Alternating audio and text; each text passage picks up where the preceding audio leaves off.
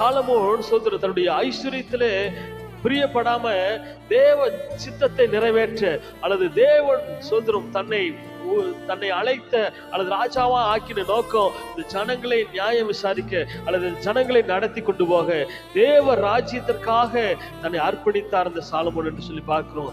அப்பொழுதுதான் சோதரம் பார்க்க இந்த சம்பவத்துல நான் பார்க்கும் போது தேவனுக்காக தேவனுடைய சமூகத்திலே தேவனுடைய சித்தத்தை நிறைவேற்ற தன்னை அர்ப்பணித்தது நிமித்தமா அங்க பார்க்கிறோம் சோதரம் ஞானத்தையும் விவேகத்தையும் கேட்ட சாலமோனுக்கு ஐஸ்வர்யத்தையும் சம்பத்தியும் கனத்தையும் நான் உனக்கு கொடுப்பேன் என்று சொல்லி இருக்கிறார். இந்த வருடத்துல இந்த கருமையான தேவ பிள்ளைகளே, இந்த வசனத்தின்படியாக சோதரர் முதலாவது தேவனுடைய ராஜ்யத்தையும் அவருடைய நீதியும் தேடுங்கள் என்ற வசனத்தின்படியாக நம்முடைய வாழ்க்கையில தேவனுடைய ராஜ்யத்தை குறித்து அவருடைய சித்தத்தை நிறைவேற்றக்கூடிய அந்த சோதர எண்ணங்கள் நம்முடைய வாழ்க்கையில இருக்கும் என்று சொன்னால், தேவ சித்தத்தை நிறைவேற்றக்கூடிய வாழ்க்கை அர்ப்பணிப்பு தேவ சமூகத்தில் நம்ம அர்ப்பணிப்போம் என்று சொன்னால் ஞானத்தையும் விவேகத்தை மாத்திரமல்ல, நாம் கேட்காத ஐஸ்வர்யத்தையும் சம்பத்தையும் கனத்தையும் நம்ம கொடுக்கிற நல்ல தேவனா இருக்கிறார். அல்லேலூயா, சத்தத்தை விட்டு அல்லேலூயா. இந்த வருஷத்துல சோதரம் ஐஸ்வர்யத்தையும் சம்பத்தையும் கனத்தையும் கர்த்தர் கொடுக்க விரும்புகிறார். அதே போல ஞானத்தையும் விவேகத்தையும் கர்த்தர் கொடுப்பார்.